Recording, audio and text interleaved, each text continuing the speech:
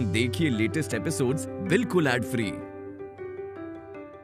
Bharat Ratna doctor Bhimrao Ambedkar को कोटि कोटि नमन। ये कार्यक्रम डॉक्टर भीमराव अंबेडकर के जीवन पर आधारित है, जहां भारत की जनता के प्रति उनके योगदानों को पूरी सजगता से चित्रित और रेखांकित करने का प्रयास है। कार्यक्रम में दिखाई गई घटनाएं लब्ध पुस्तकों से ली गई हैं। इस कार्यक्रम के जरिए चैनल की ओर से एक विश्वसनीय, सजग और सकारात्मक प्रयास है कि डॉक्टर बाबा साहेब भीमराव अंबेडकर के जीवन की संघर्ष यात्रा एवं गौरव गाथा पूरे आदर के साथ घर घर पहुंचे और उनके योगदानों से सभी संपूर्णता में परिचित और आह्लादित हों। चलो रमा।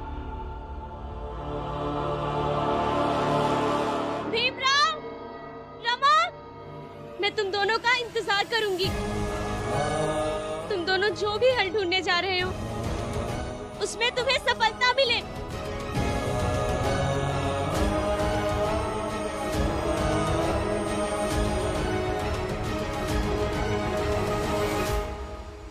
मालिक, बहुत जरूरी खबर देनी थी आप लोगों को। भीम फिर से कोई नया खेल खेलने वाला है। हितेश, बातों को गोल गोल घुमा मत, साफ बोल, स्पष्ट बोल, क्या कहना चाहता है? मालिक, भीम रमा दोनों अभी अभी चाल से निकले हैं और कहकर गए हैं कि परसों कोर्ट की सुनवाई से पहले कोई न कोई हल ढूंढ करके ही लाएंगे। लेकिन इस समय कौन सा हल मिल जाएगा और कहां से? क्षमा कीजिए मालिक, लेकिन भीम रमा दोनों मिलकर के ढूंढने गए हैं, इसलिए डर लग रहा है। बात तो तूने सही कही हितेश। उन मूर्खों का कोई भरोसा नहीं है। वो भीम रमा कहाँ कहाँ जाते हैं, क्या क्या करते हैं, इस पर नजर रखनी होगी। वैसे वो पति पत्नी किस तरफ गए हैं? दाई तरफ। समझा? जी मालिक, प्रणाम। प्रचंड देव जी, हमें कैसे भी करके, कुछ भी करके भीमराव और रमाबाई को ढूंढना होगा। एक काम करो, विनय और उसके दोस्तों को भी बुलवा लो, सब मिलकर उसे ढूंढते हैं। ये भीमराव हमसे बचकर जाएगा कहां? रमा, हमें सबसे पहले सर के पास चलना होगा और ये सब नरोत्तम जोशी और प्रचंड देव से छुपा कर करना होगा। उन्हें बिल्कुल भी पता नहीं लगना चाहिए हम क्या करने जा रहे हैं, नहीं तो बहुत बड़ी मुसीबत में फंस जाएंगे। हाँ, ये तो सही कह रहे हैं आप, वरना जोशी जी फिर से कोई नाटक करेंगे और हमारे रास्ते में बाधा बन जाएंगे। हाँ। बोला भीमराव,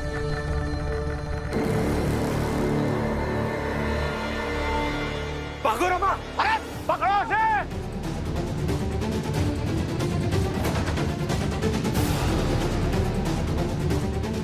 इसके पीछे छुपते हैं। आओ, छुप जा।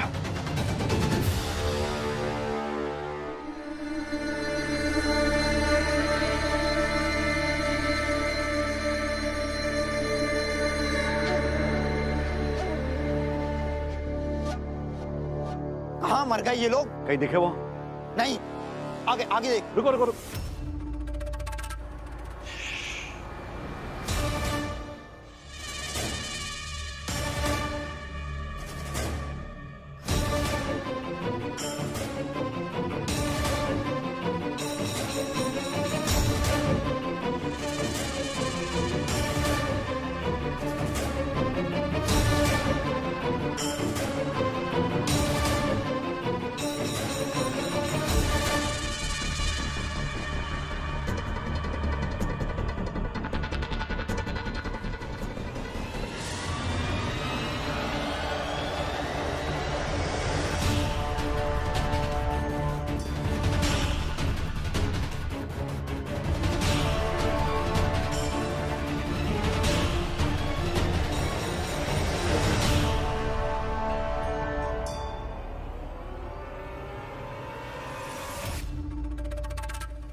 नरोत्तम, हमें लगता है कि भीमराव इस बार कुछ बड़ा करने की सोच रहा है। प्रचंड देव जी, खाक बड़ा करेगा वो भीमराव। हाँ जोशी जी, प्रचंड देव जी सही तो कह रहे हैं। आपको सतर्क रहना चाहिए, क्योंकि भीम रवा आपसे कभी छिपते भागते नहीं थे, पर आज क्यों भाग के छिप रहे हैं? इस बार वो भीमराव कुछ भी करे, कुछ कर नहीं पाएगा। बस परसों सुबह तक का समय है उस भीमराव के पास। परसों सुबह होते ही चौल का एक एक व्यक्ति बनेगा गिरमिटिया मजदूर। परसों सुबह होते ही उन सबको कोई जाने से रोक नहीं पाएगा और ना ही रोक पाएगा मुझे जीतने से। एक काम करो सब, मिलकर उसे फिर से ढूंढते हैं और उस भीमराव को पकड़कर ये पता लगाते हैं कि इस बार वो क्या करने की सोच रहा है। चलो।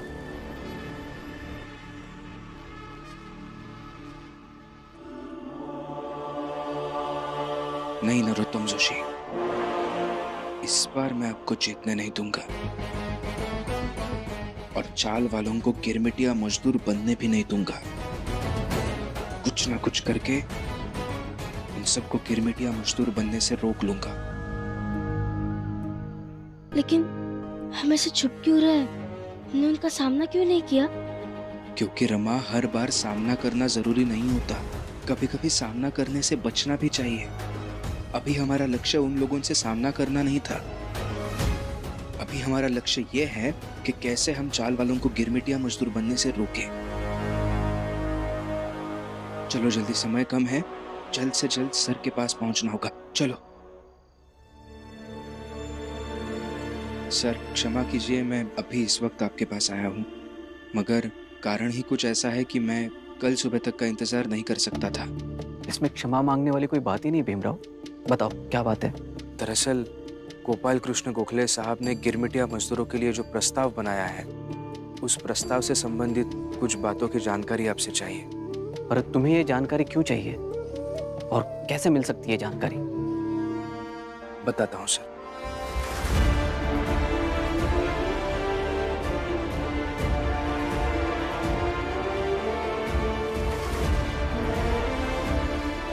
अच्छा, गोखले जी के सहायक के पास चलते हैं।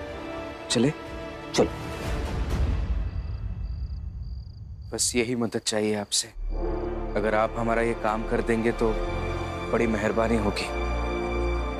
और इसके अलावा कुछ और तरीका भी नहीं है हमारे पास। मैं हमारे चाल के लोगों की मदद करना चाहता हूँ। उन्हें ऐसे मुसीबत में फंसते हुए, उनका नुकसान होते हुए मैं नहीं देख सकता। भीमराव अंबेडकर, गोखले साहब ने तुम्हारे बारे में जिक्र किया था, मगर अब तुम्हें देखकर और तुमसे मिलकर मुझे यकीन हो गया है कि गोखले साहब ने जो भी तुम्हारे बारे में कहा था तो एकदम सही कहा था। तुम यहीं रुको, मैं अभी आया।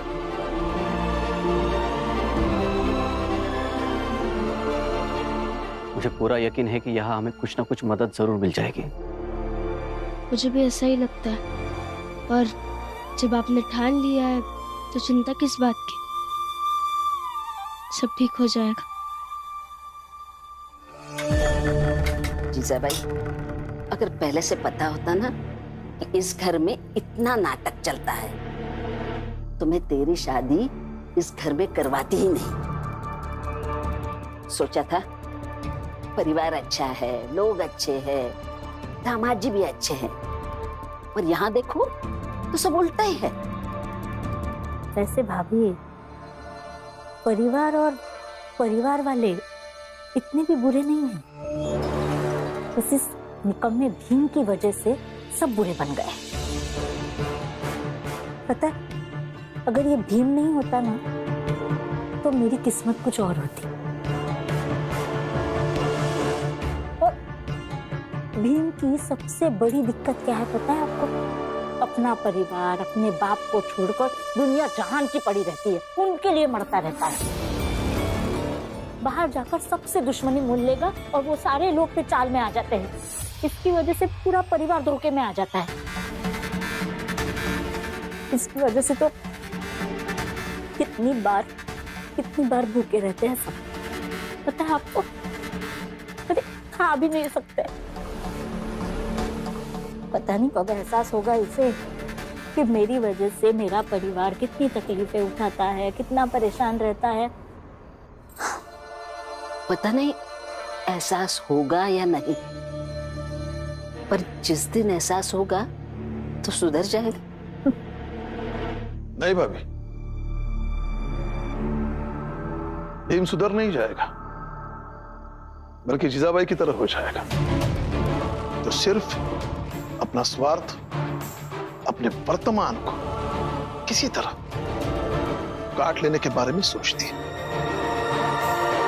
लेकिन जीजाबाई, भीम मेरा बेटा है, वो स्वार्थी नहीं है, वो सबके बारे में सोचता है, सबकी तकलीफ को अपनी तकलीफ समझता है, सबकी मदद करना चाहता है। जब तक मैं जिंदा हूं तब तक उसे मैं एहसास नहीं होने दूंगा। तुम दोनों चिंता मत करो।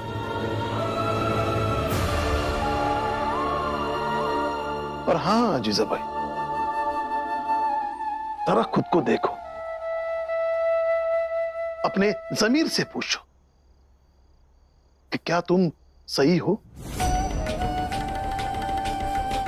रमा, भीम पता नहीं कैसे और क्या कर रहे होंगे,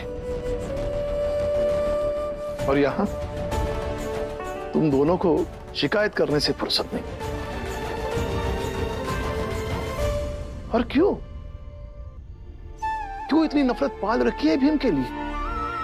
अरे इतना भी मत करो कि शरीर में अनाज फायदा करना बंद करने और भीम से नफरत तुम दोनों का नुकसान करने लगे। खाइए खाइए, दिल में बिना कोई मैल रखे खाइए। और आप दोनों से विनती है, हो सके तो सुधर जाइए।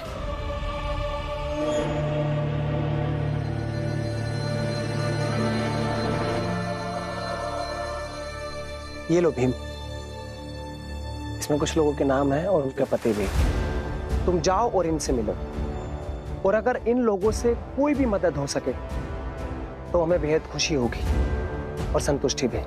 आपने इतना किया हमारे लिए, यही काफी है। आपका यह एहसान मैं कभी नहीं भूलूंगा। धन्यवाद। और गोखले साहब को भी हमारी तरफ से धन्यवाद कह दीजिएगा। चलते हैं।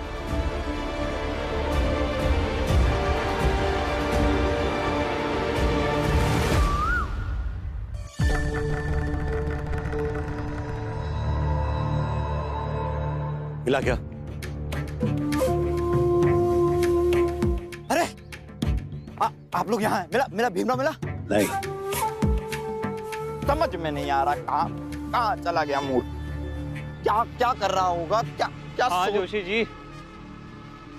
हाँ पता चला उस भीमराव का? बोलो। हाँ कहीं पता नहीं चला जोशी जी, और तो और नींद भी पूरी नहीं हुई। ऊपर से उस भीमराव को ढूंढने के लिए आपने सुबह सुबह बुला लिया।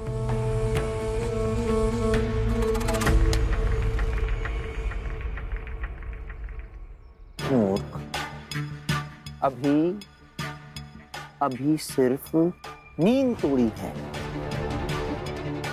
अगर वो भीमराव मुझे नहीं मिला तो हड्डियां तोड़ दूंगा तुम सबकी। क्या तेरी खुद की नींद उड़ी हुई है? और तुम्हें अपनी नींद की पड़ी है। पता नहीं क्या सोच रहा है, क्या करने वाला है, कुछ समझ में नहीं आ रहा। और नरोत्तम, शांत हो जाओ और शांति से ये सोचो कि अब आगे करना क्या है। हमें भी इस बात की चिंता है कि वो भीमराव हमारे ढूंढने से नहीं मिल रहा, क्योंकि ये भीमराव जब भी गायब होता है ना तो कुछ ना कुछ बड़ा करता ही है। एक बार वो गायब हुआ था तो गवर्नर से मिला, उसके बाद गायब हुआ तो मेहता साहब से मिला, और अब तो वो गोखले साहब तक पहुंच गया है। अब पता नहीं कि अब वो कहां गया है और किससे मिलकर क्या करेगा। प्रचंड देव जी,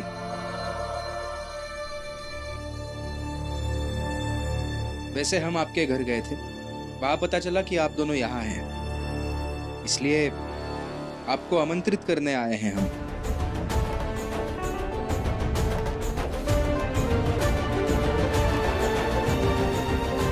अच्छा हुआ आप सब भी यही मिल गए। आप सबको भी हम आमंत्रित करते हैं कि आप भी जरूर आइएगा।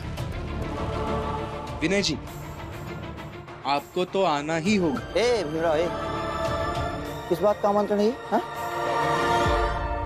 दरअसल आज हमारी चाल में एक नाटक का आयोजन किया गया है और मैं चाहता हूं कि आप सब आकर नाटक देखें। भीमराव, इस नाटक के पीछे भी जरूर तेरी कोई नौटंकी ही होगी।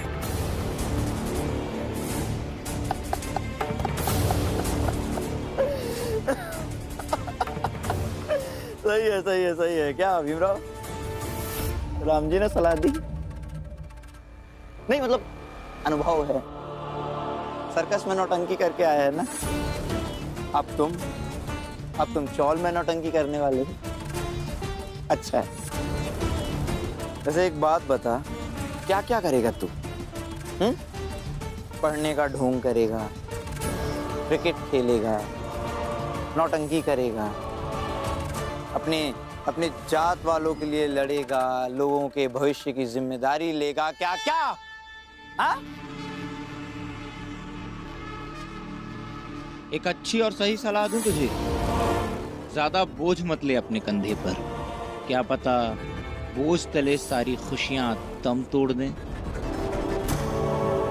जोशी जी, आप उसकी चिंता मत कीजिए। मेरे पति को बस पढ़ना ही पसंद है, इनकी पढ़ने में ही रुचि है।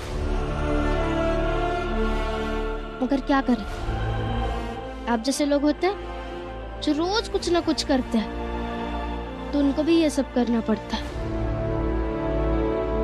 खैर, आप ये सब छोड़िए, आप नाटक देखने जरूर आइएगा, आपको बहुत मजा आएगा। वैसे नाटक है किस विषय में?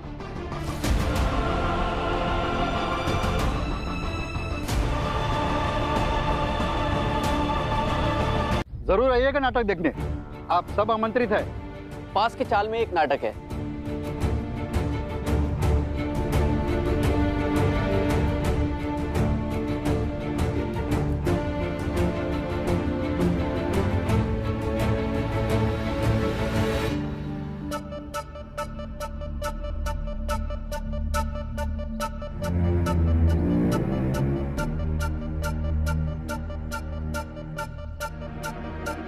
अरे हम तो सोचे थे कि भीमराव इस बार गया है तो लंदन के महारानी से मिल के आएगा।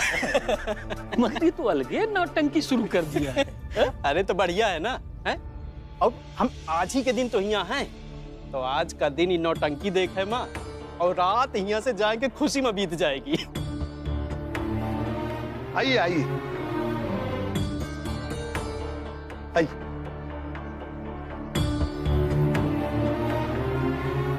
आज बहुत सारे लोग नाटक देखने आ रहे हैं। आइए आइए, बैठिए बैठिए, आइए आइए। क्या नौटंकी करने वाला है भीमराव? देखते हैं उसकी नौटंकी।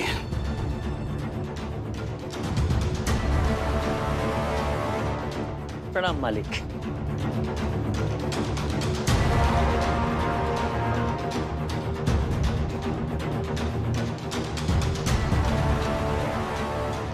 लेकिन ये नाटक है किस बात का? मैं बताता हूँ बाला भैया। आप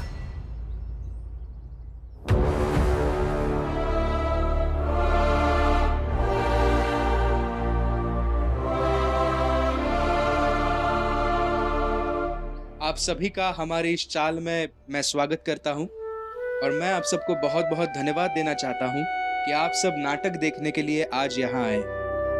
तो जिस चीज का आप इंतजार कर रहे हैं वो चीज यानी कि नाटक जल्द ही शुरू होगा, लेकिन उसके लिए उस नाटक के कलाकारों को हमें आमंत्रित करना होगा। जोरदार तालियों से स्वागत करते हैं इन कलाकारों का।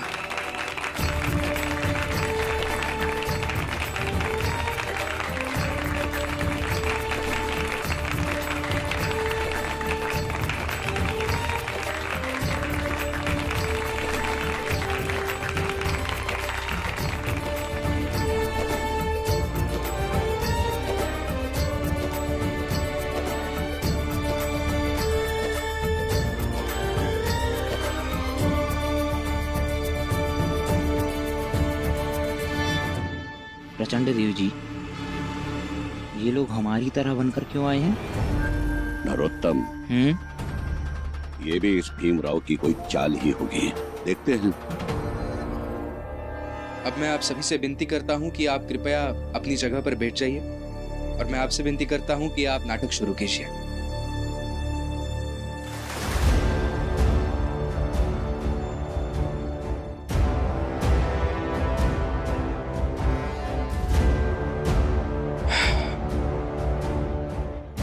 बाबा, इन सबको रोकने का इससे बेहतर तरीका नहीं था हमारे पास। देखते हैं क्या होता है।